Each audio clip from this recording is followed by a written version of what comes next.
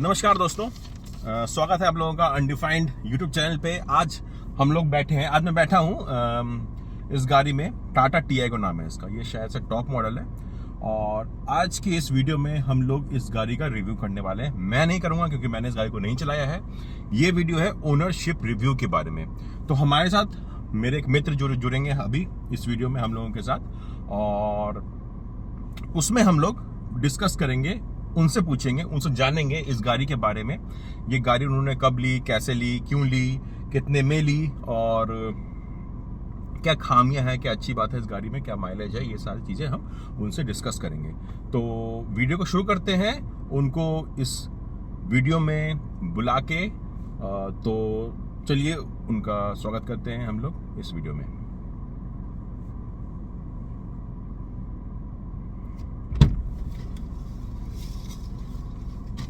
Hello पुलकित। Hello शिखर। हाँ, तो आप है पुलकित, मिस्टर पुलकित। ये मेरे प्रिय मित्र हैं और जिस गाड़ी में अभी हम बैठे हैं वो इन्हीं की है। इनसे हम लोग इस गाड़ी का रिव्यू लेंगे, ओनरशिप रिव्यू जिसे कहते हैं, ओनरशिप रिव्यू लेंगे। इनसे हम लोग जानेंगे कि गाड़ी कैसी है, क्यों है। तो सबसे पहले आइए इनका स्वागत करते हैं। पुलकित जी, स्वागत करता हूँ मैं आपका हमारे दर्शकों के बिहाफ से भी हमारे यूट्यूब चैनल पे।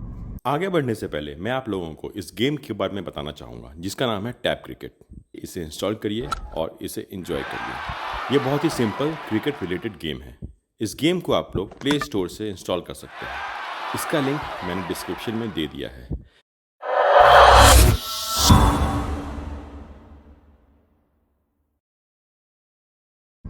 नमस्ते सबको जी, तो पुलकित जी, ये जो गाड़ी है टाटा टीआईगो, ये टॉप मॉडल है क्या? जी हाँ।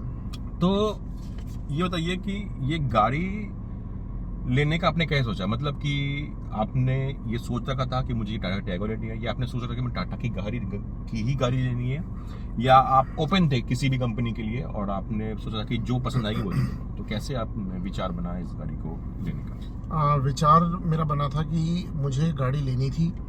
विचार एक्चुअली मेरा 2020 में ही बन गया था, पर बिकॉज ऑफ कोविड मेरा डिले हो गया गाड़ी लेने का प्लान। फिर मैंने लास्ट ईयर इस गाड़ी मतलब एक्सप्लोर करना शुरू किया गाड़ियों को। टाटा ही नहीं, हालांकि टाटा के बारे में मैंने सुना है, इनकी ड्यूरेबिलिटी के बारे में और जो क्वालिटी ये प्रोवाइड करते हैं। सॉरी काटने के लिए, सबसे पहले आपने सोचा ही कब था गाड़ी लेने के लिए? 2020 में जैसे आपने बताया, हाँ। 2020 में सोचा, तो ये गाड़ी ली कब आपने? मैंने ली है 2022 में। 2022 कौन सा महीने में? ये मैंने ली थी लगभग नवंबर के आसपास। जी हाँ, नवंबर के जी, आसपास, जी, यानी नवंबर। कि 1 साल होने ही वाला होगा। हाँ जी। अच्छा, तो अब सर्विस सेंटर भी जा चुके होंगे इसके? जी हाँ। चलिए सर्विस सेंटर के बारे में बाद में बात करते हैं। हाँ, तो आप बता रहे थे, मैंने आपको बीच में रोक दिया कि ये गाड़ी क्यों? बेसिकली मैंने एक्सप्लोर किया था। मैं मारुति के शोरूम भी गया था, मैं ह्यूंडई के शोरूम भी गया था, और मैंने जैसे रेनॉल्ट वगैरह के शोरूम में भी गया था। पर मैंने टाटा की गाड़ी इसलिए ली क्योंकि एक तो सबसे अच्छी चीज़ इसमें क्या है कि ये आपको सेफ्टी फीचर्स के हिसाब से बहुत अच्छी है। सेफ तो गाड़ी है ये। हाँ। मेरे ख्याल से ग्लोबल इनकैप में 4 स्टार 5 स्टार तो आई हुई है। हाँ। 4 स्टार रेटिंग कार है ये।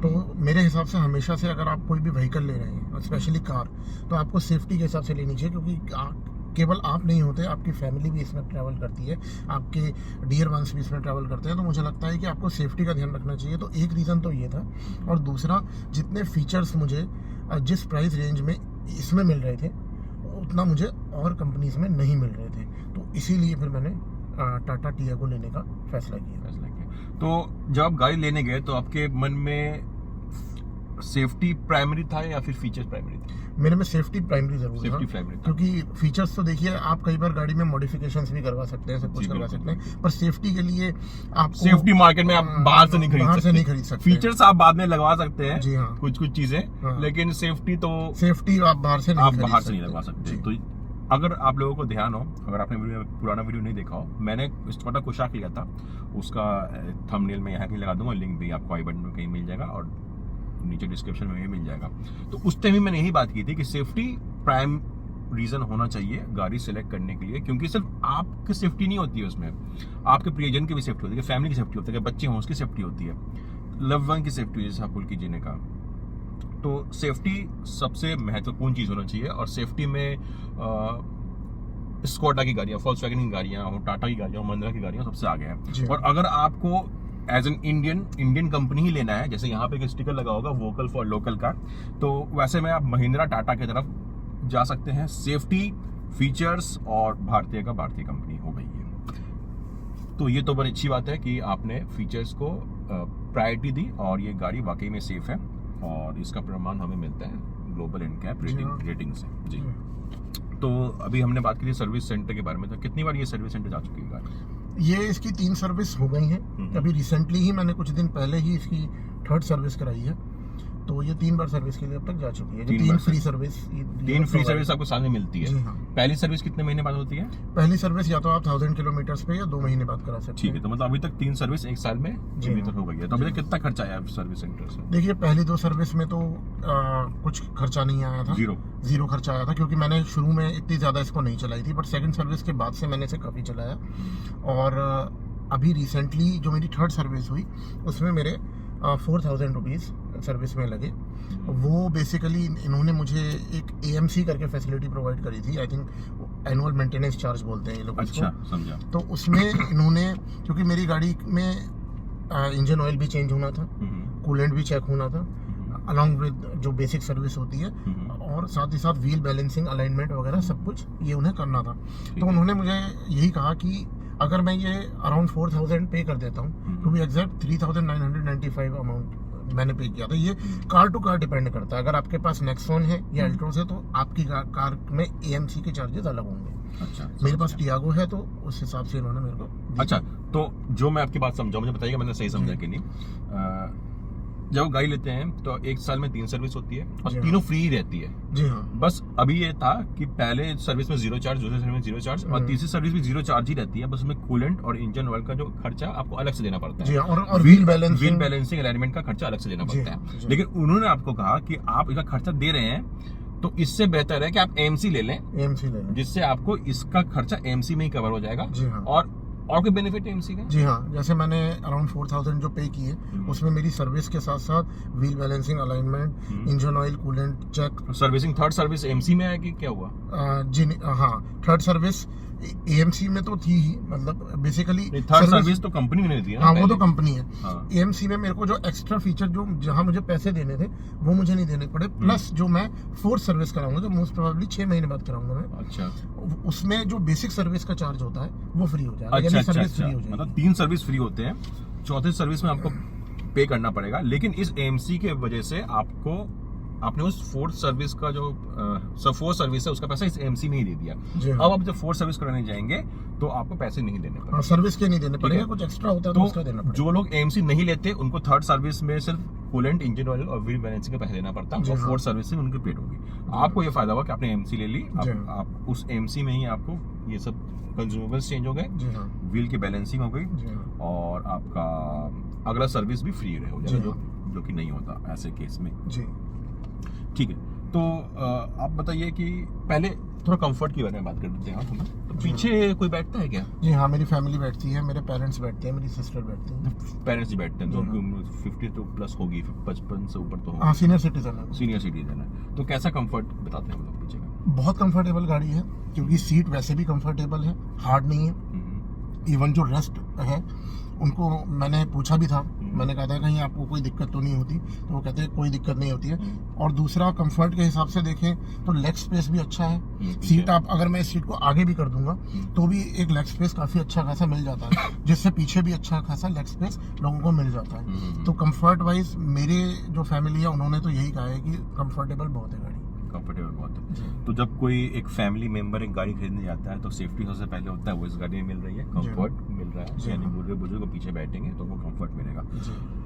ठीक है, तो अभी मुझे लगता है कि जो मुझे जानना था गाड़ी के बारे में आपसे, वो तो मैंने जान लिया है। एक तो सवाल आपसे और है कि ओवरऑल जब आप गाड़ी ड्राइव करते हैं या फिर आप इधर इस साइड भी कोई बैठे होंगे, जी हाँ, को ड्राइवर साइड, जी हाँ, तो ओवरऑल वो गाड़ी का जो एक्सपीरियंस वो कैसा लगा? देखिए, मुझे लगभग 1 साल होने वाला है और मेरे हिसाब से मेरा एक्सपीरियंस बहुत अच्छा है। मुझे क्योंकि हैचबैक ही लेनी थी तो उसके हिसाब से, और ये क्योंकि AMT गाड़ी है तो ऑटोमेटिक गाड़ी में मुझे स्मूथनेस ज़्यादा फील होती है चलाते हुए, ठीक है। और साथ ही साथ जो है इजी टू ड्राइव है, और इसका एक्सपीरियंस ओवरऑल अच्छा है। मतलब ये हाईवे पे भी चल चुकी है, तो हाईवे का एक्सपीरियंस भी अच्छा है और इन सिटी का एक्सपीरियंस भी अच्छा, काफी अच्छा रहा है।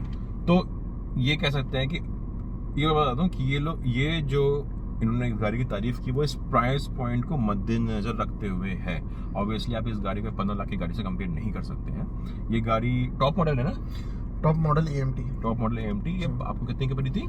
ये अराउंड मुझे 8.2 के आसपास पड़ी। 8.2 के 8 लाख के आसपास पड़ी वो थी, आपको ना? थोड़ा नीचे भी हो सकता है, किस हिसाब से आप एक्सेसरीज लेते हैं और समझ गया, उस समझ पर गया, डिपेंड समझ करता है, पर आप मोटा मोटा 8 लाख मान सकते हैं। तो ये जो इतनी तारीफ इन्होंने इस गाड़ी की है वो इस प्राइस पॉइंट के हिसाब से की है। 8 लाख की गाड़ी में आप क्या एक्सपेक्ट कर सकते हैं, क्या सेफ्टी एक्सपेक्ट कर सकते हैं, वो सब उस प्राइस पॉइंट के हिसाब से है। इसको कभी भी 15 लाख के गाड़ी के साथ कंपेयर मत करिए। लेकिन अगर 8 लाख खर्च कर रहे हैं तो एक कंप्लीट फैमिली कार हम इसे कह सकते बिल्कुल कह हैं। सकते हैं। अच्छा, सेफ्टी की हम बात करें तो इसमें एयरबैग्स कितने हैं? इसमें 2 एयरबैग्स हैं। इसमें 2 एयरबैग्स हैं। जी हाँ। अच्छा, ये थोड़ा सा मुझे लगता है कि 4 तो कम से कम मुझे लगता है होना चाहिए था। जी मैंने जो वीडियो बनाया था स्कॉडा कोशाक पे, मैंने बताया था कि एयरबैग्स क्यों इम्पोर्टेंट है।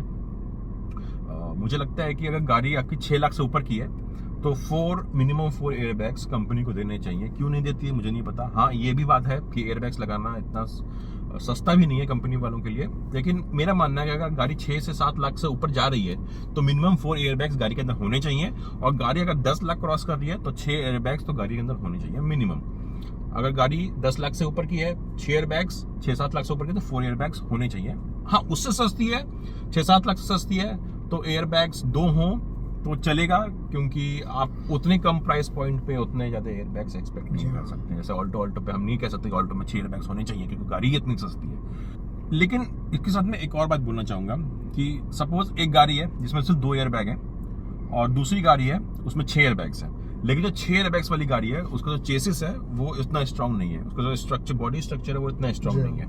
तो जिस स्ट्रक्चर पे वो 6 एयरबैग्स टिके हैं, जब वो स्ट्रक्चर ही ठीक से काम नहीं करेगा, अनस्टेबल रहेगा, तो 6 एयरबैग्स भी क्या काम करेंगे। इसीलिए आप उस गाड़ी में ज्यादा सेफ हैं जिसका स्ट्रक्चर भी स्ट्रांग है 2 एयरबैग्स के साथ। अब ज्यादा इस गाड़ी में सेफ है इन कंपैरिजन टू दैट गाड़ी जिसका स्ट्रक्चर उतना स्टेबल नहीं है और उसमें 6 एयरबैग्स हैं। जी हाँ, जिसका स्ट्रक्चर ही अगर नहीं है स्टेबल तो अगर एयरबैग खुलता भी है, कई बार आपको एयरबैग से भी चोट लग सकती है। ऐसा नहीं है कि आप और हाँ, जाते हैं। ये वीडियो एक और लिंक देखो मैं वीडियो का डिस्क्रिप्शन में आई बटन पे, और इसका थंबनेल यहीं कहीं दूंगा मैं, जिसमें आपको बताऊंगा जिस वीडियो में मैंने डिस्कस किया आपसे कि क्यों एयरबैग्स आपके लिए घातक भी साबित हो सकते हैं अगर आपने सीट बेल्ट नहीं पहने हो।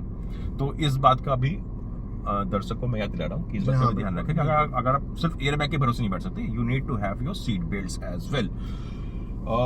तो मुझे लगता है कि जितना मुझे आपसे जानना था वो मैंने आपसे जान लिया है। अपने दर्शकों को मैं बोलना चाहूँगा कि अगर आपको और कुछ क्वेश्चंस है इस गाड़ी के बारे में तो आप हमें कमेंट्स में पूछ सकते हैं। वो क्वेश्चंस मैं मिस्टर पुलकित से पूछ के आपको बता दूंगा कि उनका और क्या ऐसा एक्सपीरियंस रहा इस गाड़ी को लेकर। टाटा टियागो टॉप मॉडल, क्या टॉप मॉडल का नाम क्या है? XZA+ AMT वाला वर्जन है ये।